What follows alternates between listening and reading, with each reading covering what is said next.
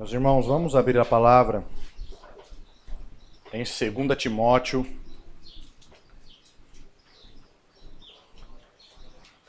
capítulo 2, verso 13.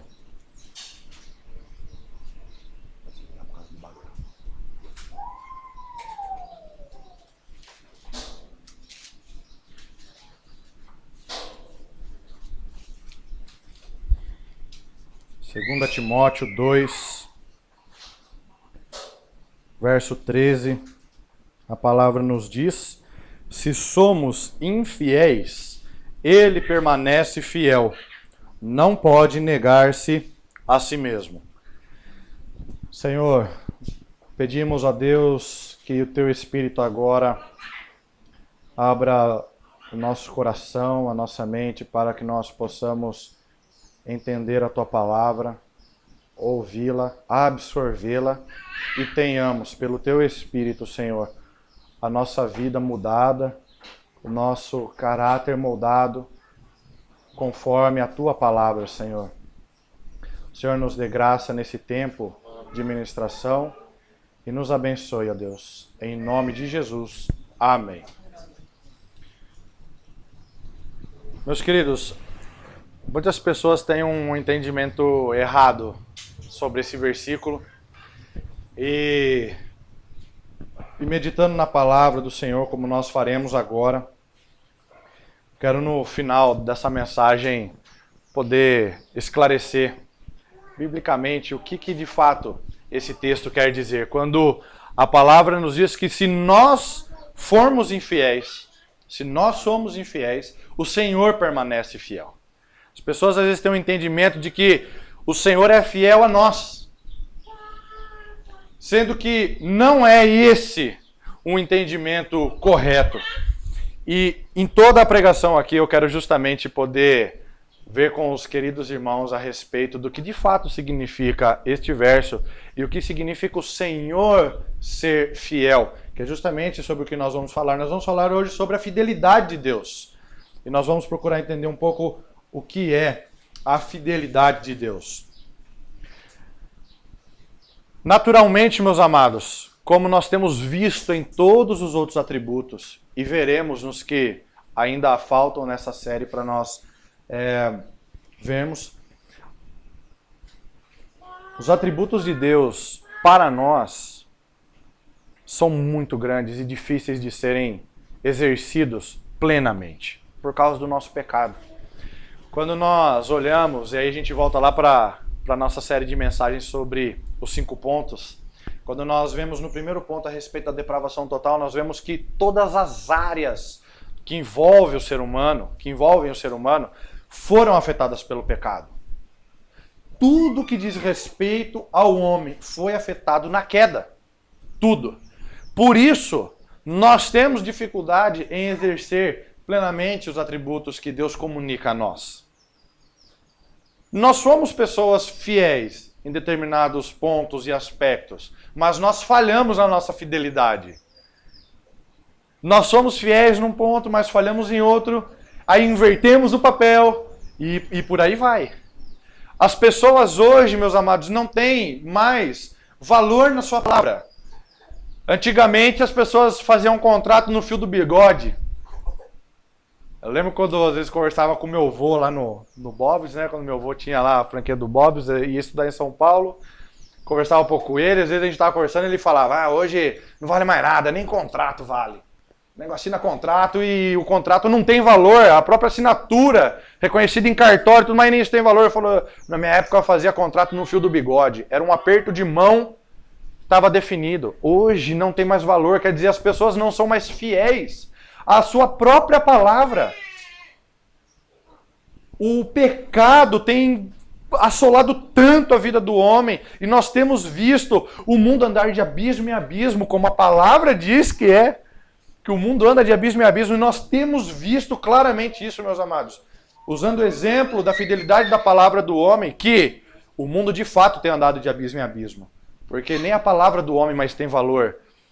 As pessoas não têm sido mais fiéis nos seus casamentos, as pessoas não têm sido fiéis na sua área profissional.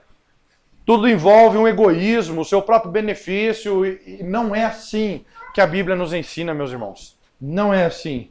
Agora, nós vemos claramente o pecado na nossa vida quando nós enxergamos que nós não podemos, por nós mesmos, exercermos os atributos que Deus comunicou a nós. Como nós somos dependentes, meus irmãos, disso. Nós, inclusive, na nossa oração de confissão hoje aqui foi falado, nós somos pecadores por natureza. Acabamos de ler na confissão de fé que o homem nasce um pecador. Romanos 5, a palavra nos ensina que nós herdamos o pecado de Adão. O pecado de Adão passou a nós. Nós somos, por natureza, por nascimento, pecadores. E não podemos, pela nossa própria força, sermos fiéis, sermos amorosos, sermos bondosos. A palavra nos ensina lá em Gênesis 6, meus irmãos. Gênesis 6. Que a maldade do coração do homem, os pensamentos malignos, eles se multiplicavam continuamente. Isso está falando em Gênesis 6, meus irmãos. O início da humanidade. Imagine hoje, meus amados. Olha o que nós temos visto. Os massacres, as destruições e tudo mais. Isso é o pecado na vida do homem. Nós vemos a infidelidade do ser humano nos seus negócios, como eu acabei de falar. Nós vemos a infidelidade do homem no seu casamento, nas suas amizades, nos relacionamentos em geral. Nós vemos, meus irmãos, até infidelidade dentro das igrejas. Pessoas que com a sua boca falaram de serem fiéis às Escrituras, e nós vemos hoje pessoas se desviando dos ensinos e das doutrinas verdadeiras. Nós temos visto isso, mas isso é triste. Mas isso acontece por causa do nosso pecado. Quer dizer, a palavra do homem, de uma forma geral, perdeu o seu valor. Todas essas coisas apontam para uma coisa só: a nossa traição à fidelidade de Deus. A nossa traição àquilo que Deus tem feito desde o Éden para benefício das suas criaturas rebeldes. Nós pecamos contra o Senhor. Nós vimos aqui, quando falamos sobre a santidade, o que foi o nosso pecado contra um ser totalmente santo, eterno, justo, fiel, bondoso. O que foi o nosso pecado, e nós, na nossa infidelidade, nós pecamos contra esse Deus. Nós traímos esse Deus. Por quê? Porque Deus tem cuidado da sua criação, e a nossa infidelidade a Deus é uma traição que nós temos ao cuidado que Ele tem conosco. Deus é fiel. E mesmo que nós sejamos infiéis, como nós lemos aqui no texto, o Senhor, por causa da sua natureza santa, permanece fiel, mas não fiel a uma natureza pecaminosa das suas criaturas. Ele permanece fiel a Ele mesmo. Ele sempre será fiel, porque a sua palavra é verdadeira. Porque a sua palavra nunca falhará. Ele permanecerá fiel até o fim. E tudo o que ele falou será cumprido ponto por ponto, letra por letra, até o final de todas as coisas. Nós lemos aqui no Salmo hoje, 89, e no verso 8, fala algo muito interessante. Justamente comprovando que o Senhor é fiel a si mesmo, porque a palavra diz que és poderoso, Senhor, envolto em tua fidelidade. Percebam, meus amados, que quando nós falamos sobre a fidelidade de Deus, nunca a fidelidade de Deus está amparada por aquilo que o homem faz. Nunca os atributos que Deus tem estão amparados por aquilo que as suas criaturas fazem ou deixam de fazer. Não. Os seus atributos são amparados pela sua própria palavra. Por quê? Por quem Deus propriamente é. Aqui no Salmo 89 nós vemos que o Senhor é envolto na sua própria fidelidade. A fidelidade é algo inerente ao ser de Deus e não ao ser do homem. É inerente ao ser de Deus. Ele não erra, ele não falha. Nós falhamos na prova que Adão teve no Éden de poder ser fiel e obediente à palavra de Deus. Ele falhou. Então a palavra é muito clara, meus queridos, quando afirma que o Senhor está envolto na sua fidelidade, que Ele permanece fiel, porque isto é um atributo pertinente ao seu próprio ser. O Senhor Jesus Cristo, quando encarnou, sendo Ele o Deus homem, mostrou ser igualmente fiel, como Deus disse através dos profetas no Antigo Testamento. A palavra nos ensina em Isaías que a justiça será o cinto dos seus lombos e a fidelidade o cinto dos seus rins. Isaías aqui profetizando sobre o Messias que havia de vir. Quer dizer, o próprio Cristo encarnado. Ele sendo Deus homem, igualmente fiel, como o Deus Jeová, profetizado no Antigo Testamento e dito pela boca do próprio Deus como ele era fiel. O Senhor Jesus Cristo, Deus, homem.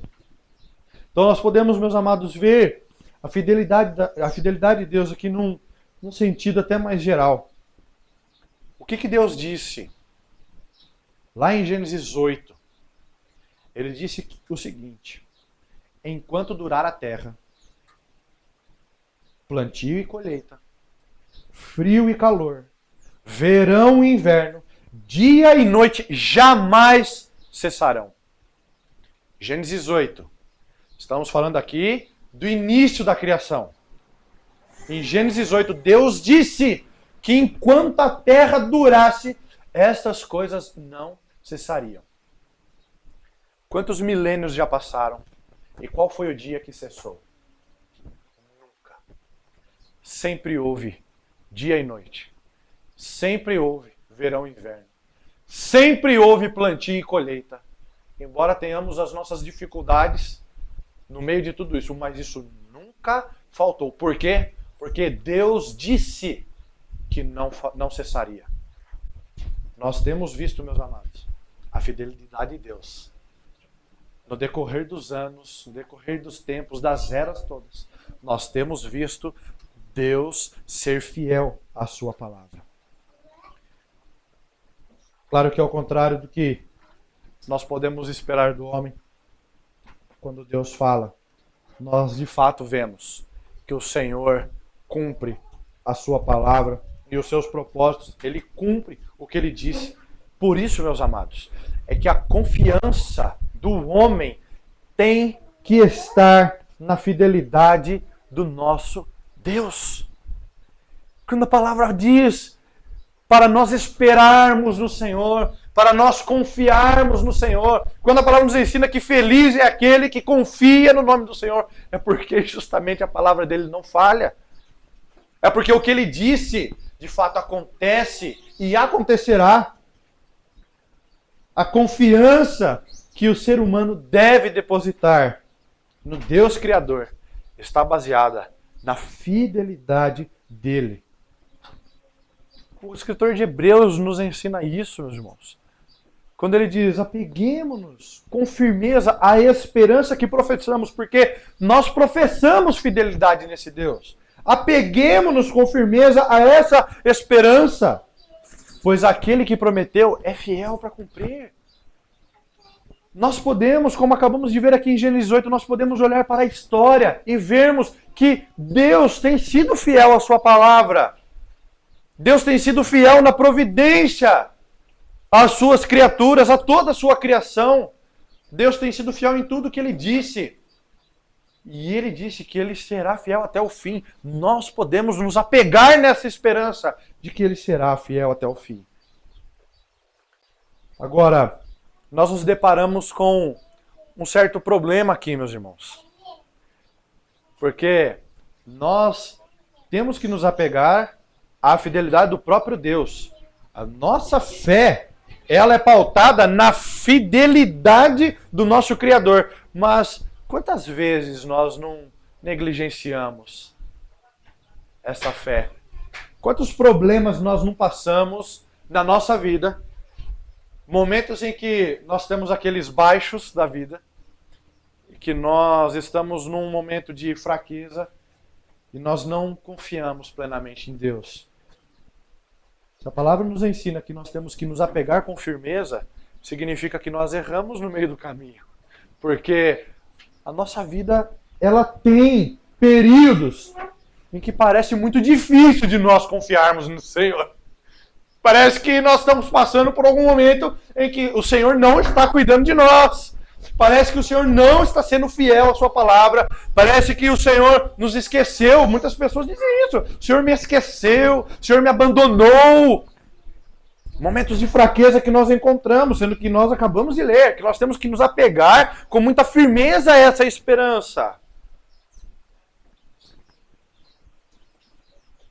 Essas circunstâncias que cercam o ser humano, parece que sufocam o ser humano, a ponto de, às vezes, nós não darmos o devido valor à palavra de Deus. A fraqueza da nossa carne se manifesta, a tristeza se manifesta, às vezes um ódio se manifesta, mas ainda assim a palavra requer que pela fé os nossos olhos se firmem sobre aquele que é amor, sobre aquele que é bom, sobre aquele que é fiel, misericordioso e aquele que está pronto a nos ajudar. Nós vemos na palavra, meus irmãos, que o Senhor prometeu para nós que nunca nos desampararia, nunca nos deixaria. O Senhor Jesus Cristo afirmou isso quando disse que aqueles que o Pai deu para ele, ele jamais jogaria fora, jamais lançaria fora. Nós temos, meus amados, uma convicção afirmada aqui, pela pessoa do Senhor Jesus Cristo, o próprio Deus homem, de que aqueles que são eleitos nele nunca serão desamparados. Percebam, meus amados, como nós somos falhos na nossa fé. Nós temos na palavra de Deus uma certeza dada pelo próprio Deus. E nós falhamos. O Senhor Jesus disse que Ele não nos deixaria.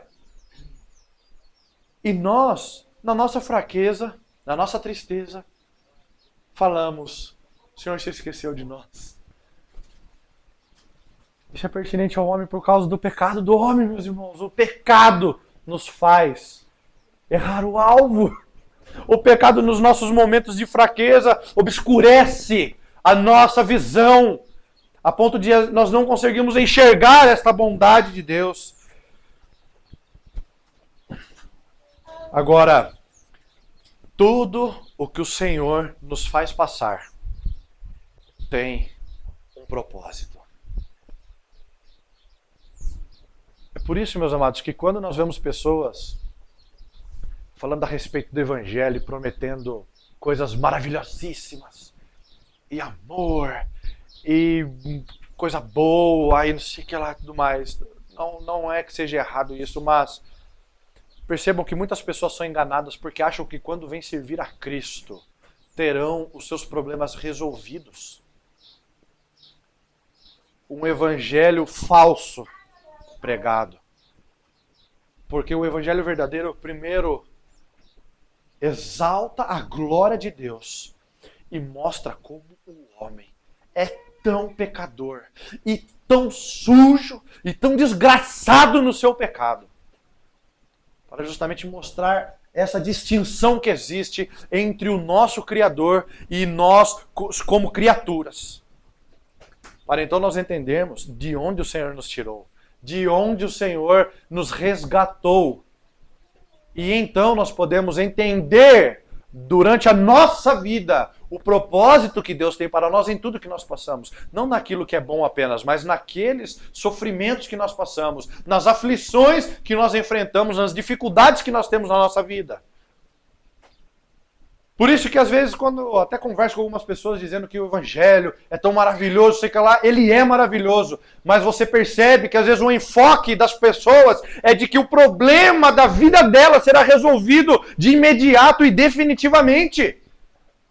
Como se Jesus Cristo fosse um passe de mágica. Como se o Evangelho fosse uma poção que você toma e está tudo ok. Não! Por isso que nós vemos então pessoas decepcionadas com o Evangelho. Porque esperavam apenas coisas boas.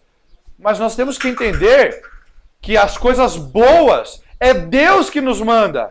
E as aflições que nós passamos também são boas. Nós temos que deixar muito claro o que Deus entende por bom e não o que nós entendemos por bom. Porque o que nós entendemos é manchado pelo pecado. Então quer dizer que Deus nos faz passar por momentos maravilhosos e Deus nos faz passar por dificuldades. Isso é bom? Sim. Por quê? Porque tudo o que é promovido pelo Senhor na nossa vida é bom, é agradável e é para o nosso crescimento. Se você olhar para Isaías 53:10, nós vemos a palavra do profeta dizendo que foi muito bom para o pai moer o seu filho. Que foi proveitoso e prazeroso para Deus moer o Senhor Jesus Cristo. Aqui nós percebemos o cerne do Evangelho. O próprio Jesus disse, no mundo tereis aflições. Vírgula. Mas tem de bom ânimo. É bom ter aflição, porque tudo que nós passamos aqui não é para um propósito imediato. Nós vivemos para um propósito maior do que o propósito terreno. Nós vivemos para um propósito celestial. No mundo tereis aflições, mas tem de bom ânimo. Eu venci o mundo. Jesus estava dizendo assim, eu venci. Eu vou passar pela cruz, vencer o pecado, vencer a morte, ressuscitar e dar a esperança a vocês de que um dia vocês também serão glorificados, como eu vou ser glorificado, e estarão comigo junto com o Pai. Jesus estava dizendo isso. Agora, enquanto esta glorificação não chega, tereis aflições. Como o próprio Cristo teve aflição. A vida do Senhor Jesus Cristo é o parâmetro para nós. Ele é o padrão do que é uma vida justa. Jesus é o parâmetro de como nós temos que viver. E se nós olharmos para a vida de Jesus, a sua vida foi uma vida de aflições. A palavra nos ensina que o Cristo, ele crescia em obediência. Para crescer em obediência, precisava haver uma provação. Quer dizer, o Senhor Jesus Cristo, cada dia que passava, tinha provações e o Senhor o aperfeiçoava em sua obediência, a ponto dele estar preparado com seus 33 anos para poder passar pelo Calvário. Sendo que a sua última provação foi o Getsemane.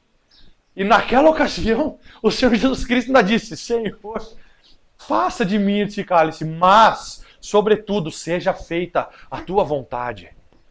Então percebam, meus amados, que existe um propósito de Deus em nós passarmos aflições. O propósito é nós olharmos para o Cordeiro de Deus e o glorificarmos e sabermos que a nossa esperança não está nesta terra.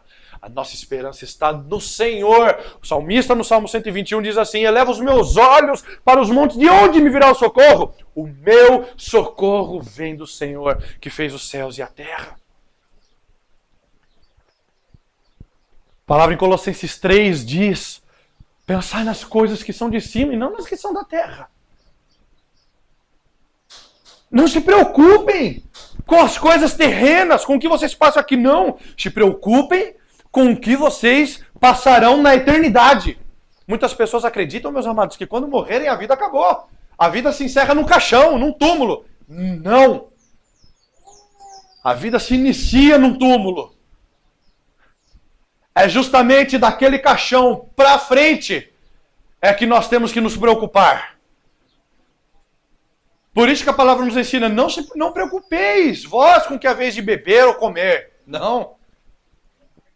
Não se preocupem com isso, porque o vosso Pai sabe muito bem do que vocês precisam. Ele cuida de vocês aqui. Não se preocupem com isso. Preocupem-se para uma vida depois da morte.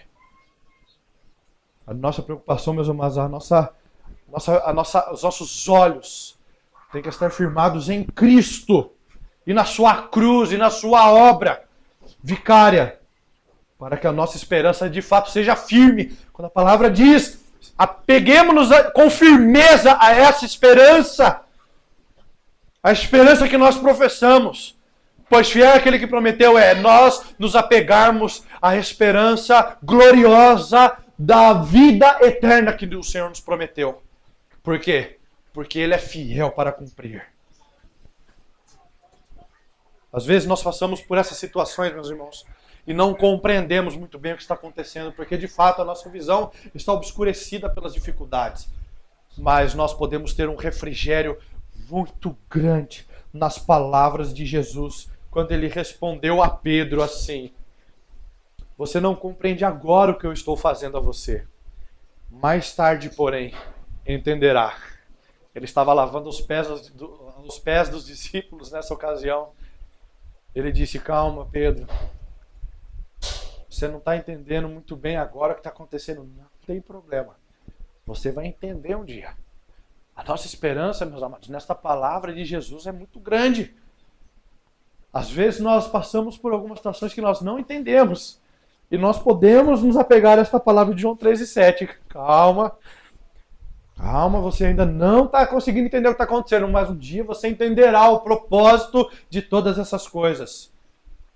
Por isso que a nossa fé e os nossos olhos têm que estar em Cristo, meus irmãos.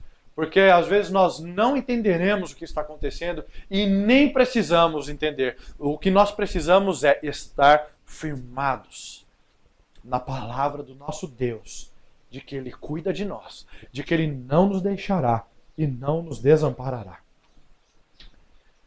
Nós vemos as consequências da fidelidade de Deus na vida do ser humano. E elas são totais na vida do homem.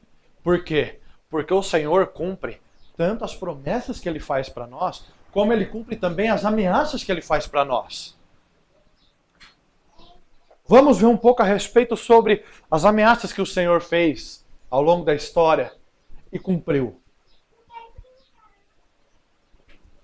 O Senhor fez algumas ameaças a Faraó. Ele disse assim: porque diz a Escritura a Faraó: para isto mesmo te levantei, para em ti mostrar o meu poder, e para que o meu nome seja anunciado em toda a terra.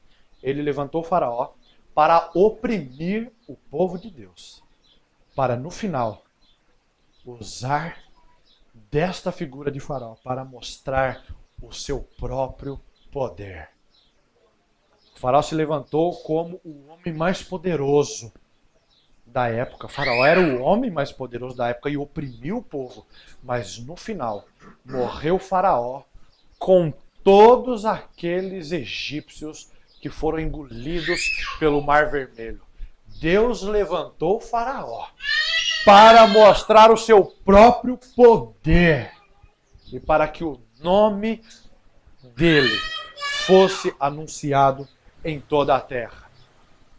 O povo de Israel viu. E todos os povos ouviram falar do Deus que salvou o seu povo da terra do Egito e engoliu o Faraó com os seus cavaleiros no Mar Morto. Nós vemos algumas ameaças também. Uma ameaça sobre Coré, lá em Números 16. E a palavra diz que a terra abriu a sua boca e os tragou com as suas casas, como também a todos os homens que pertenciam a Coré e a toda a sua fazenda. Deus disse para fazer determinadas coisas e o homem não fez. Coré não fez. Todos da sua casa não fizeram o que a palavra do Senhor ordenara, porque havia uma ameaça de que se não fizesse haveria uma punição. e veio a punição sobre Coré. Nós vemos, meus amados, em Cristo, a ameaça sendo cumprida do que Deus disse para Adão. Deus disse assim: não coma do fruto, porque se você comer, você vai morrer. Deus fez uma ameaça. O homem comeu. Aí você fala assim: mas não morreu. É porque todos os pecados desde Adão foram cometidos sob a paciência de Deus. Mas teve um dia em que a paciência de Deus cessou por um momento. Foi quando Deus viu o seu próprio filho sendo levantado lá no Monte da Caveira. E ali Deus cumpriu a ameaça que tinha feito para Adão e que estava permeando toda a humanidade. Ali Deus cumpriu a sua ameaça e matou o seu filho. Deus não deixou de cumprir a sua palavra, ele cumpriu a sua palavra, que disse que se comesse do fruto, morreria. Agora, Deus também, meus amados, cumpre as suas promessas que faz. Deus cumpre. Nós vemos, por exemplo, na vida de Abrão e da sua descendência, que seria escrava durante um tempo, mas Deus livraria a sua descendência do cativeiro. E nós vemos que foi exatamente o que aconteceu. Lá em Êxodo 12:41 a palavra diz: e aconteceu que passados os 430 anos, naquele mesmo dia, todos os exércitos do Senhor saíram da terra do Egito. Quer dizer, nós vemos o Senhor cumprindo a sua promessa. Nós vemos, meus amados, a promessa de Cristo nascer, profetizado por Isaías, que disse assim: portanto, mesmo o Senhor vos dará um sinal, eis que uma virgem conceberá e dará à luz um filho, e será o seu nome Emanuel. E aí nós vemos lá em Gálatas, que quando chegou o tempo da promessa, se cumpriu, a palavra fala, vindo a plenitude dos tempos, Deus enviou seu filho, nascido de mulher, nascido sob a lei. Percebam, meus amados, que o Senhor cumpre as suas promessas. O Senhor cumpre as suas ameaças. Porque Ele cumpre toda a palavra que sai da sua boca. Aí nós vemos, meus amados, com tudo isso. E aqui, entrando já na parte final da mensagem, a fidelidade que o Senhor demonstra ao seu povo. O Senhor é fiel na preservação do povo. Como eu já citei aqui, a palavra do próprio Cristo é um consolo para nós. Quando ele diz, todo o que o Pai me dá virá a mim, e o que vem a mim, de maneira nenhuma eu lançarei fora. Nós vemos aqui a fidelidade de Deus na preservação do povo dele, um povo eleito, separado. Perceba, meus irmãos, que quem garante esta preservação é o próprio Deus. A preservação dos cristãos não se baseia na sua própria fidelidade e nem na sua capacidade de preservar, porque nós falhamos. Nós cometemos diversos erros, diversos pecados no meio do caminho. Então não pode se basear naquilo que o próprio cristão tem. O cristão, mesmo regenerado pelo Espírito, ainda tem um corpo em fraqueza, em pecado. Mas a preservação dos cristãos, do povo eleito de Deus, se baseia na veracidade do que Deus diz. Porque Ele é fiel. E a palavra de Jesus aqui nos dá esta certeza. Aquele que vem a mim de maneira nenhuma o lançarei fora. Nós temos uma certeza que Filipenses 1:6 diz, tendo por certo isto mesmo, que aquele que em vós começou a boa obra, a aperfeiçoará até o dia de Jesus Cristo, até o dia dele voltar, nós seremos preservados pela fidelidade de Deus. O Senhor, meus amados, demonstra sua fidelidade em relação à disciplina ao seu povo. Deus, ele é fiel quando dá alguma coisa para o seu povo, também como quando tira. O Senhor, ele é bom quando ele dá e quando tira. Por quê? Porque ele faz isso para o benefício do seu povo, para que nós sejamos participantes da sua santidade. Nós acabamos de falar aqui que Deus tem um propósito em todas as coisas que ele faz. Tudo tem um propósito benéfico para os seus eleitos. E esse propósito é que nós sejamos santos. Esse propósito é para que nós participemos da sua santidade, para que nós participemos da vida do próprio Deus. E a palavra nos ensina isso. Filho meu, não desprezes a correção do Senhor e não desmaies quando por ele fores repreendido. Porque o Senhor corrige o que ama e açoita a qualquer que recebe por filho. Se nós somos, de fato, participantes do corpo de Cristo, se fomos pelo Senhor Jesus Cristo adotados agora para viver na família de Deus, nós somos por Ele amados e por conta disso nós somos corrigidos. E nós temos que receber esta correção com amor. Por quê? Porque isto é uma manifestação da fidelidade de Deus ao seu povo. É uma forma, meus amados, de nós sempre nos humilharmos diante da grandeza desse Deus, de nunca deixarmos a soberba do nosso coração crescer, o egoísmo pertinente à natureza pecaminosa do homem ficar exacerbada. Não. A correção do Senhor é para dizer: humilhe-se diante de mim. Humilhe-se. É uma lembrança de Deus para nós dizendo: eu poderia ter te fulminado, mas eu te salvei. Dobre-se diante de mim, porque eu sou santo. Seja santo, porque eu sou santo. A correção do Senhor é uma lembrança diária, meus amados, de como nós temos que nos dobrar diante da gloriosa majestade e santidade do nosso Deus. Muitas vezes nós vamos ficar até tristes, meus amados. Porque quem é que gosta de passar por aflição? O próprio Senhor Jesus Cristo pediu: Senhor, passa de mim esse cálice, mas seja feita a tua vontade. Às vezes nós pedimos para o Senhor passar de nós essas aflições. Senhor, me tira disso, me tira. Não! Senhor, se é a tua vontade, faça a tua vontade. Me sustenta nas tuas mãos, então, para que eu passe por isso, para que o teu nome seja glorificado na minha aflição. Nós vemos na vida de Paulo isso, meus amados. Ele fala que na nossa fraqueza o Senhor mostra o seu poder. No nosso sofrimento o Senhor mostra a sua glória. Existe um propósito bendito no nosso sofrimento, na nossa aflição. É o propósito do Senhor estar sendo fiel com o seu povo quando o disciplina. Isso é de Deus.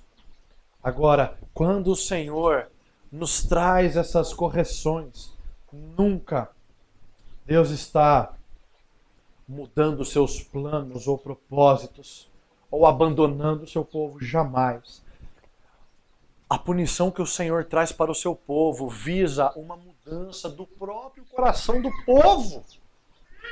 Quando o Senhor nos traz essas dificuldades, isso tem que gerar em nós uma mudança de caráter, uma mudança de direção.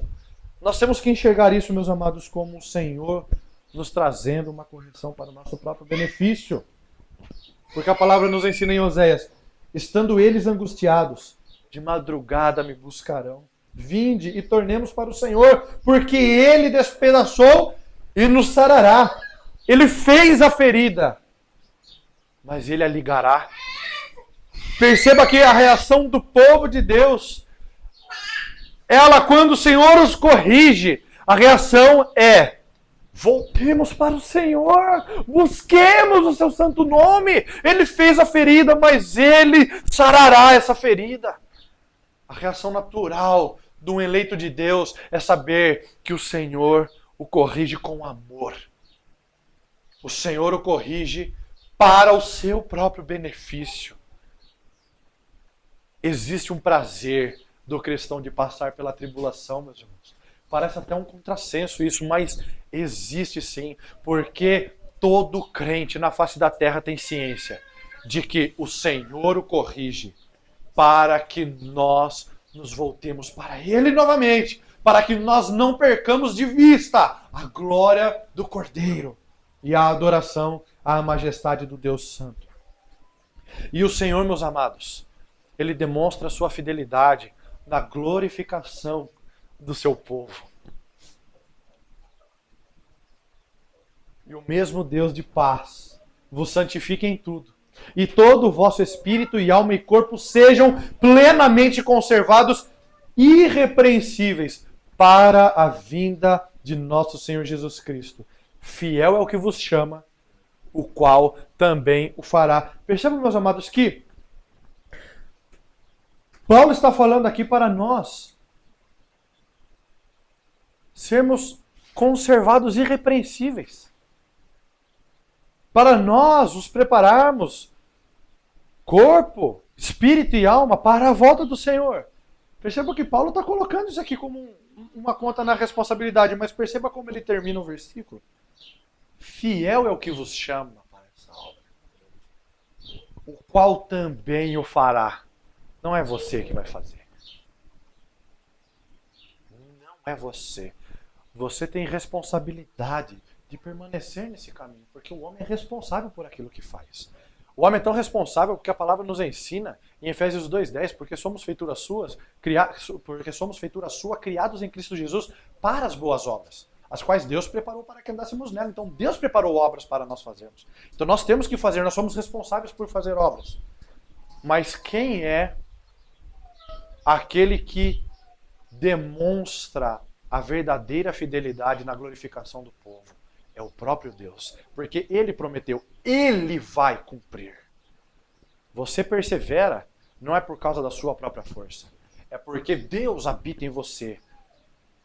O Espírito Santo de Deus está em você e Ele te faz caminhar da forma como Cristo caminhou e te fará chegar ao Pai no final.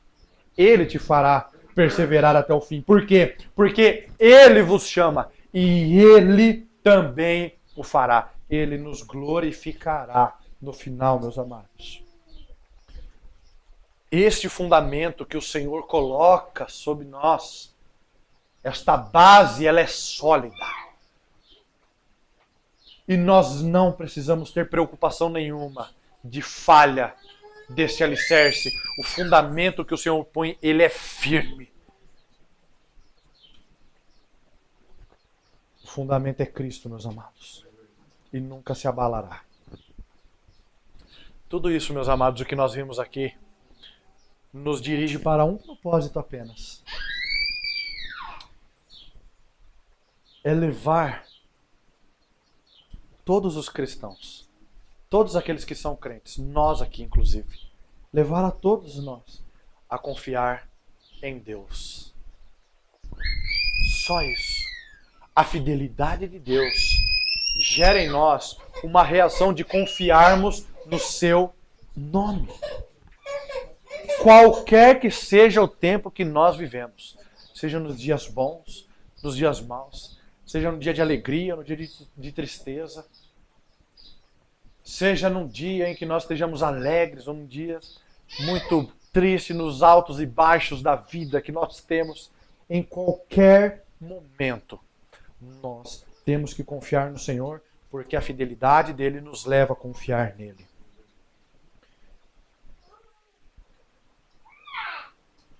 A confiança no Senhor é dependente do exercício de fé, através de uma vida de oração, de uma vida de leitura, estudo e meditação na palavra de Deus.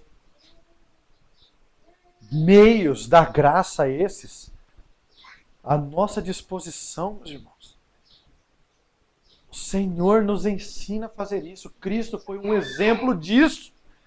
Ele teve uma vida de leitura, de estudo e meditação na palavra, uma vida de oração, uma vida de comunhão.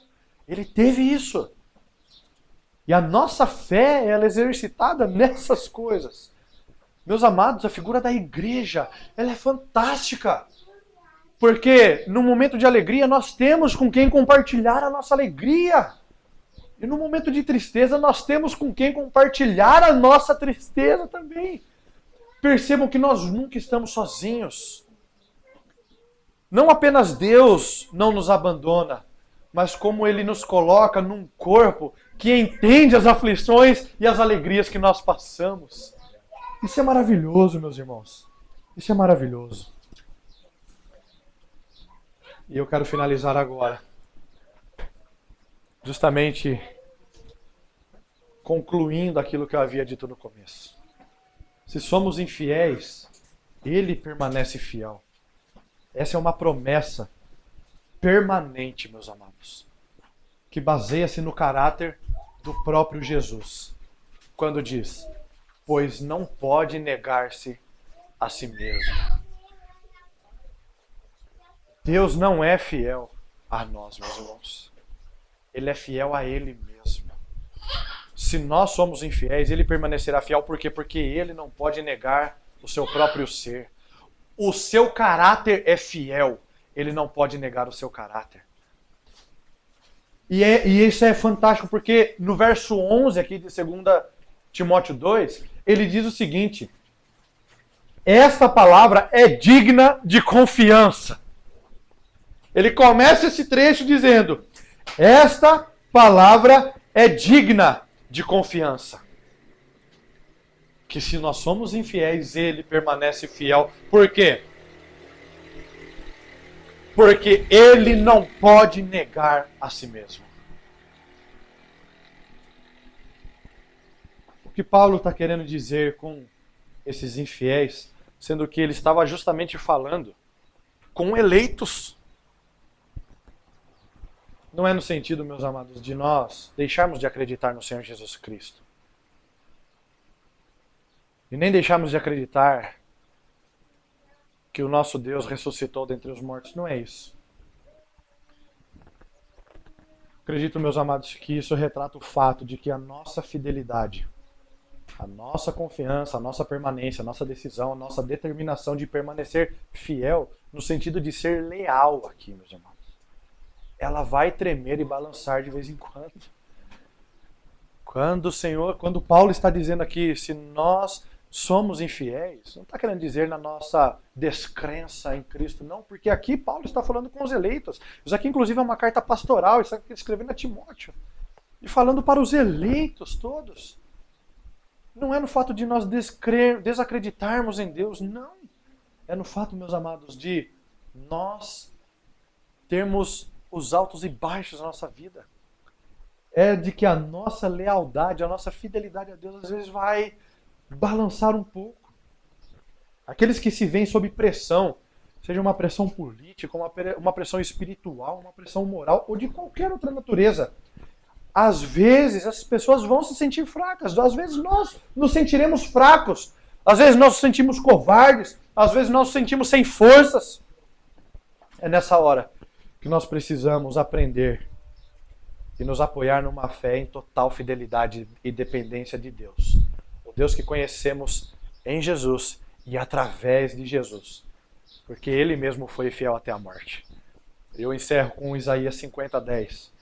Que aquele que anda no escuro, que não tem luz alguma, confie no nome do Senhor e se apoie em seu Deus.